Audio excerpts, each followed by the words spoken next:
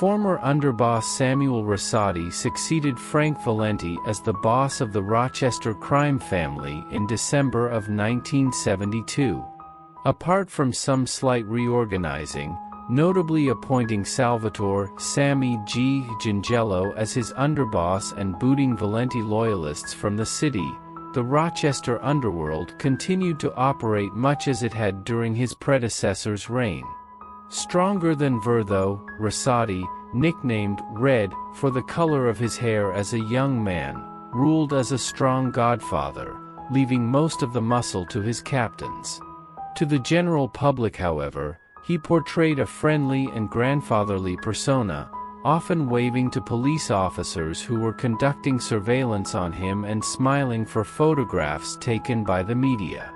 This would prove to be the peak of the Rochester crime family, at least in raw numbers. It is estimated that roughly 45 men were made members of the Mafia clan, and hundreds, perhaps thousands, of associates assisted in procedures.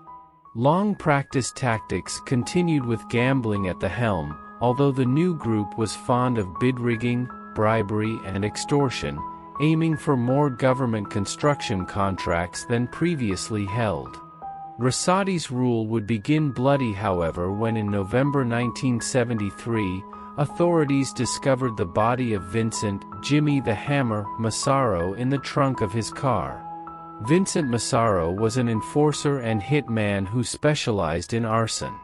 His history with the family was mainly inconsiderable, but he performed various duties for wise guys in and around Rochester. The night of his murder, Massaro received a call from his close friend Angelo Monachino, luring him to the garage of a construction company in Brighton. He was overheard on the phone yelling, "I'll straighten that son of a bitch out," before leaving with a loaded pistol. By the time he arrived at the garage, he must have sensed something was wrong because he reached into his pocket and fumbled for his gun. Before he could respond, Jimmy the Hammer was shot. His close friends Angelo Monachino and Eugene DeFrancesco emptied a clip into his face and stuffed his body into the trunk of his own car. Massaro was murdered for complaining about activities of the Mafia's leadership to criminals outside the family and taking jobs from other gangs. This was the first major hit of Russotti's reign, who ordered the slaying because Massaro dared to speak to outsiders, and probably as a show of force to others who dared cross the new dawn.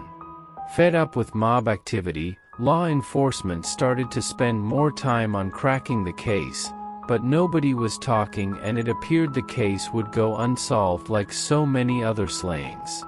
However, by 1975, Rochester police has arrested several low-level mob associates and extracted valuable information from them that would lead to a major bust of organized crime.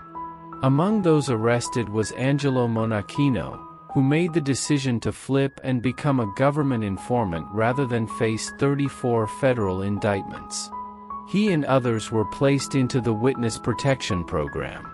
Upon interviewing their informants, police learned the truth behind various gangland murders, unsolved arsons, the Columbus Day bombing, and of an alleged plot to assassinate Monroe County Sheriff William Lombard. These revelations, especially the latter, angered law enforcement officials, who now had a personal vendetta to take down the Mafia.